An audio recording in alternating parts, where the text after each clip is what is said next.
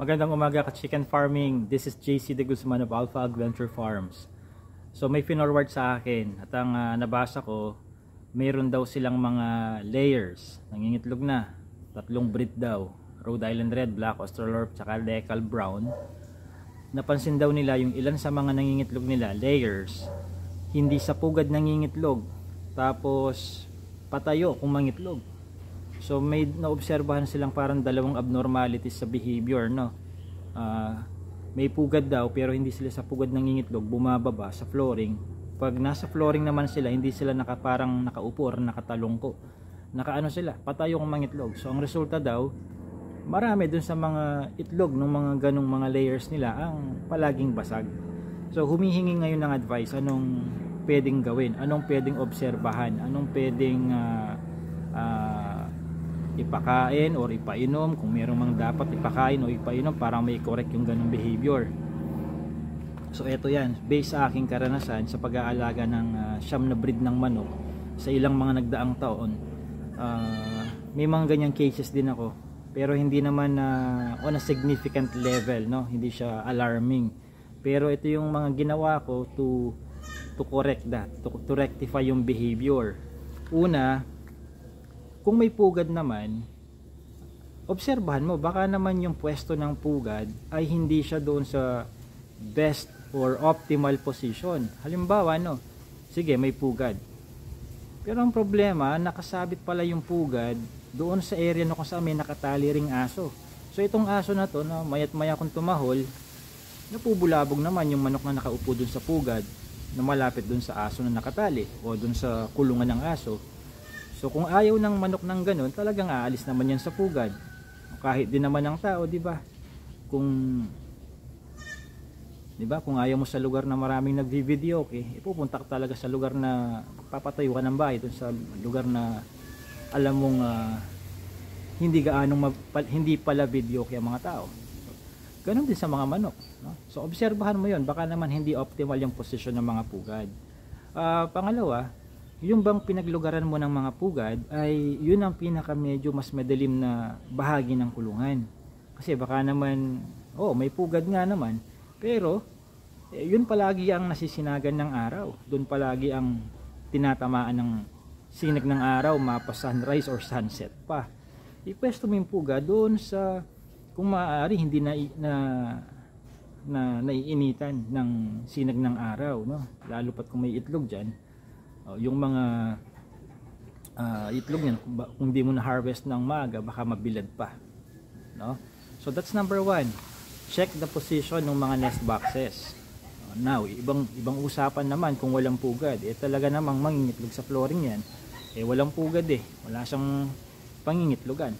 Pero in the case of nung finorward sa akin, may pugad naman daw. So yun ang tip number 1 ko, no? Check mo yung position ng mga pugad.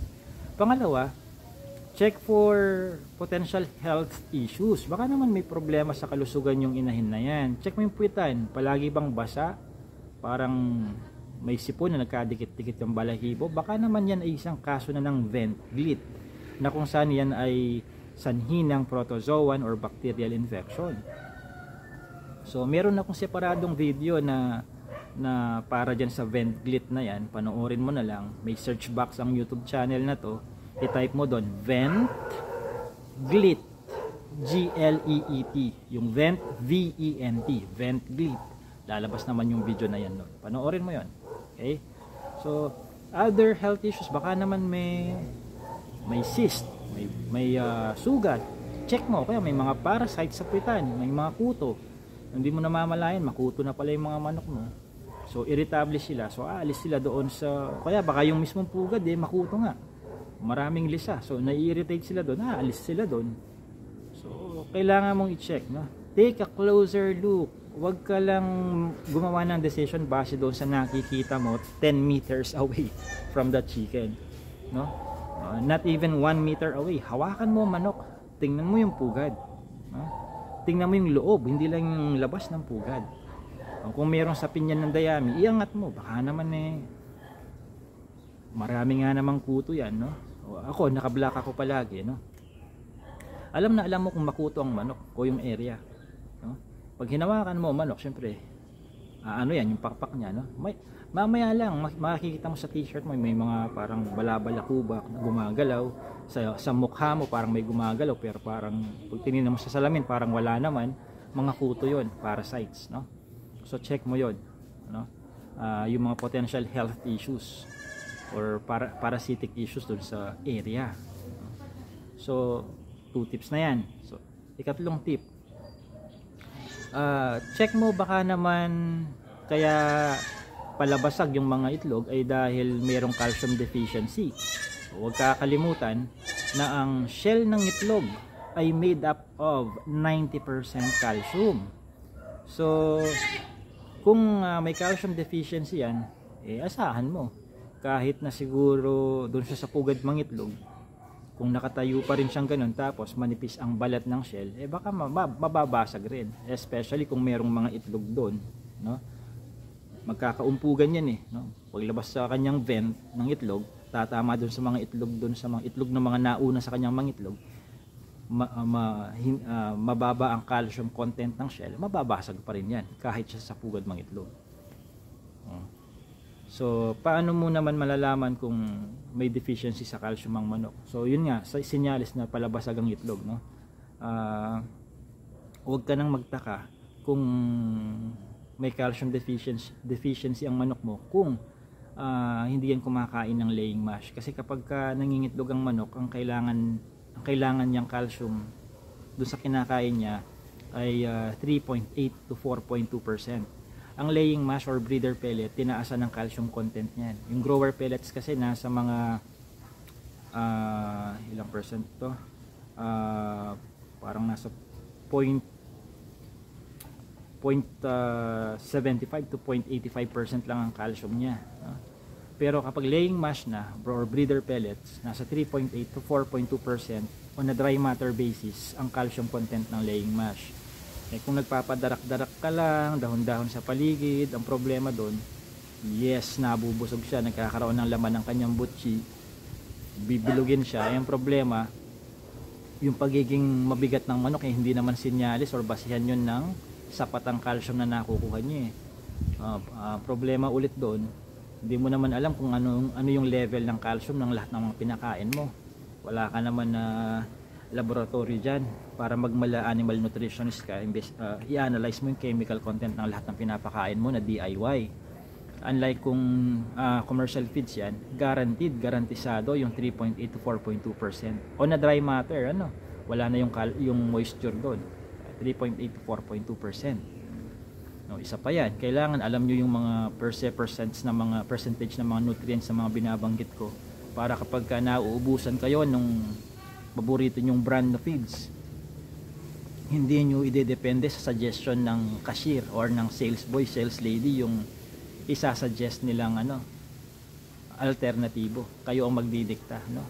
Ano ba yung ka-counterpart nitong paborito kong brand na to na ang kanyang calcium content ay between 3.8 to 4.2% din. Dapat ganun ang pagtatanong, no? Hindi yung boy, ano ba yung dyan? Iba yung feeds maliban dito sa brand X. Syempre, para makabenta ang mga yan, magsasuggest naman talaga. Ang mahirap, hindi lahat ng mga sales lady, sales boy, or cashier ng mga agri-vet ay may mga farm din. Madalas nabibrief lang sila tungkol doon sa presyo ng tinitinda nila at kung para saan yung tinitinda, no? Swerte ka kung nabrief siya sa kung para saan yung tinitinda. Usually nabibrief lang ang mga kung ano yung presyo at kung yung ano yung mga alternative kapag naubusan ng ganito ganyan, no? So 3 tips na yon, no? Ika-4, i-check mo kung yung bang tawag dito, yung behavior nila, obserbahan mo, no? Mag-observe ka, upuan mo mga 1 oras kung kinakailangan, no? Halimbawa, alam mo yung mga kung 2 o 3 mga inahin yung ganyan ng ugali, obserbahan mo kung mga bandang anong oras sila nangingitlog. Bago sila mangitlog sa flooring ng nakatayo, sila ba ay pumapasok muna sa pugad tapos biglang lalabas tsaka palang mangingitlog na nakatayo sa flooring, or hindi literal sila hindi na nasampa sa pugad at rektang sa flooring na lang sila mangingitlog? may paborito ba silang area dun sa flooring kung saan nangingitlog? Kung meron silang paborito kung saan sila nangingitlog na nakatayo, obserbahan mo. Ano ba ang karakteristik ng pwestong yon kumpara sa ibang corners ng flooring mo versus yung karakteristik ng pwesto ng pugad? Anong meron doon sa spot na yon? Bakit doon ang gustong-gusto nila? Obserbahan mo. Kasi baka naman pumapasok pala sa pugad pero bumababa lang pala dahil merong isang buling inahin o rooster na tinutuka-tuka sila doon, no, sa tuwing sila ay pumapasok. Minsan merong mga ganyan no, yung mga bully. Obserbahan mo yun. Kasi hanggat di mo ino-obserbahan yan, medyo matatagalan ka sa pagbubulsay nung issue, no? Di bali sana kung merong pwede kang ipainom na tableta sa ganyang behavior related concerns. Wala. Kapag ka behavior ng hayop ang pinag-uusapan, talagang kailangan mong obserbahan yan, no? Personal mong obserbahan, no? Although walang mali doon sa ipopost mo ang tanong mo sa mga kambing related Facebook groups, yung mga lahat ng miyembrong nandun, kasama mo ba sa farm yun, kasama mo ba sa bahay yun, malay nila kung ano behavior ng manok, malay nila kung ano yung tsura ng kulungan, ano yung environment, ano yung ugali ng mga iba mong alagang manok doon. So ikaw lang nakakaalam. So make sure bago magtanong sa iba, nakapag-observe ka na. Kasi baka tanungin ka, halimbawa tatanungin kita, naobserbahan mo na ba yung bang mga manok na yan na patayo kung mangitlog sumisilip man lang ba sa pugad or hindi na? May paborito ba silang sulok doon sa flooring kung saan sila palaging nangingitlog? May nambubuli ba sa kanila doon sa mga oras na nangingitlog sila? Anong oras yung usual na pangingitlog nilang nang nakatayo sa flooring? Umaga ba? Consistent bang umaga? Consistent bang hapon? Or pabago-bago? Kapag tinanong ko mga yan tapos hindi mo pala na-obserbahan, doon din ang bagsak, mag-oobserba ka pa rin, no? Pagdating sa sa livestock, talagang yan, sa lahat ng senses ng human being, yung mata ang gagamitin mo dyan, no? Mas gamitin ang mata kaysa sa ilong, mas gamitin ang mata kaysa sa tenga, mas gamitin ang mata kaysa sa dila o bibig or sa pakiramdam sa balat, no? So i-maximize mo yung paggamit ng mata pag-o-observe. Di ba kapag halimbawa sino dyan yung mga sinasamahan ng asawa kapag may papacheck o kaya yung anak pag mag-ipapacheck, minsan ang doktor tatanungin ka, ito bang asawa mo, ito bang anak mo ginagawa to, iniinom to. Kapag palaging hindi ko po alam ang sasabihin mo, nako, sasabihin ng doktor na ano sasabihin ng doktor? Nagkikita pa ba kayo sa bahay talaga? Ba't di mo alam yung nangyayari sa bahay ninyo? Di mo alam, no? So ganun din kapag hayop na yung pinag-uusapan, no? So obserbahan, no? Otherwise mapaghahalatang talagang hindi natin alam ang ginagawa natin or hindi tayo hands-on or masaklap, mapag-isipan tayong wala talagang malasakit sa alaga, basta ka lang nagpatayo ng bahay, nagpabili ng feeds, nag-assign ng caretaker, tapos akala mo yun na yun, no? So observe pa rin. Kung hindi ikaw yung farm manager, tanungin mo yung farm manager. Itong farm manager naman na ito, kailangan alam din niya, no? Hindi po pwedeng ewan ko boss, check ko muna boss, hindi pwedeng ganun. Kailangan proactive ang farm manager mo or caretaker. Okay, so 4 na yung mga nabanggit ko, so ano pang pwedeng gawin? Ihiwalay mo, pwede mong ihiwalay muna, no? Bakit? Para ma-break natin yung pattern niya. Kasi kung ilang araw, ilang linggo na niyang nakaugalian yan, tapos may paborito pa siyang pwesto kung saan nangingitlog ng patayo sa flooring, ihiwalay mo para malayo siya doon sa environment na kung saan na-build up yung ugali niyang yon. Baka sakali, no? Sinasabi ko, baka sakali lang, huwag niyo sabihing sure ball, maayos na yan, sa pugad na siya iitlog next time. 1 week mo siya, ibartolina mo siya ng 1 week, no? Or ihiwalay mo siya ng lugar, malayo doon sa kagrupo niya, malayo doon sa dating kulungan niya. Ibukod mo muna 1 linggo, paliguan mo with washout shampoo. Yun lang, paliguan at ihiwalay 1 week. After 1 week, ibalik mo siya, obserbahan mo kung nakalimutan na niya yung dati niyang behavior at sa pugad na siya ngayon mangingitlog, no?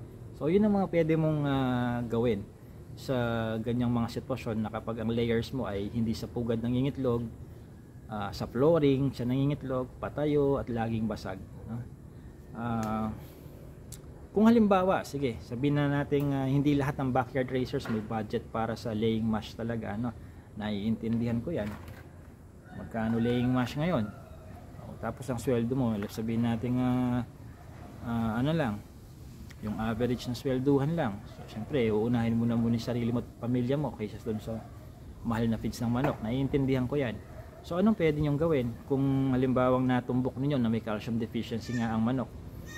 Yung eggshell, pwede nyong gamitin yan, no? Yung mga itlog nila, kung nagluluto kayo sa kusina ninyo ng mga itlog ng manok, yung mga eggshells, linisin lang ninyo, no? Kasi baka mamaya meron ng salmonella yan, no?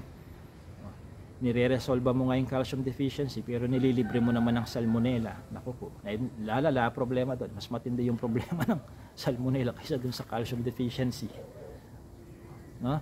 Baka mamaya hindi mo na na-resolve ang calcium deficiency problem, dinagdagan mo pa ng salmonella infection. So linisin mo na ang mga itlog. Paano? Tubig, running water, tsaka yung vinegar solution. Paano yung vinegar solution na yan? Sa 100 ml ang gawin mo 75 ml ang tubig, 25 ml ang natural vinegar. So sukang sa sapa, umbong, tuba, basta natural, wag lang synthetic, wag dato puti, ha, para hindi masyadong mataas ang acetic acid content. Ang gagawin kasi natin ay 1.25% vinegar solution. Ang acetic acid, purong suka, nasa 5% ang kanyang acetic acid level. So bababaan lang natin, ibababa natin siya by 75%. Kaya siya naging 1.25% from 5%. So pag nalinisan mo na, na-disinfect mo na using your 1.25% vinegar solution, i-crush mo yung crush mo yung shell na yan, pulbusin mo. Yung hindi na nila mahahalata na shell pala ng mga initlog nila yon, no? Tsaka mo ihalo sa kanilang feeds. Kung wala ka namang shell, kung maraming apog or limestone sa inyo, lime, yun ang ang tawag doon, synthetic synthetic calcium ang tawag, limestone, apog. Ihalo mo sa kanilang, either ilagay mo doon sa mga clay pots, tutuka-tukain nila yan. At huwag ka nang magtaka kung parang nagda-dust baiting sila doon, parang alikabok, no? Lalo na yung mga sisiw. So source of synthetic calcium yan, limestone. So eggshell naman, pulbusin mo lang din after disinfecting them using natural vinegar or 1.25% vinegar solution. Ayan, ha? Kaya kung galing sa ibang farm yung mga eggshells, naku po, wag lang running water yung panglinis ninyo. I-disinfect nyo using 1.25% vinegar solution. Kasi baka mamaya inisip nyo, nakalibre ako ng shell, ang dami nito, libreng calcium, libreng salmonella rin pala, patay. Okay? Siya, napahaba ng video. For more information na lang sa lahat ng aking programa sa chicken farming, iniwan ko na dyan sa description box yung link. Mag-register ka na lang sa akin chicken farming seminar. Nakahanda na yung 4 na oras na video. Pagka-register mo ngayong umaga o ngayong gabi, oras lang ang bibilangin, ma-approve na yung account mo at mapapanood mo na yung video. May kasama pang e-certificate at libre pa yung 30 days na consultation via email, kasi may mga follow-up questions ka habang nanonood ng video ko, di ba? So 4 na oras yun. Lahat ng ginagawa ko sa chicken farming, malalaman mo doon. Pwede mo na akong i-xerox copy yung aking mga ginagawa. Alright, so this has been JC De Guzman of Alpha Adventure Farms.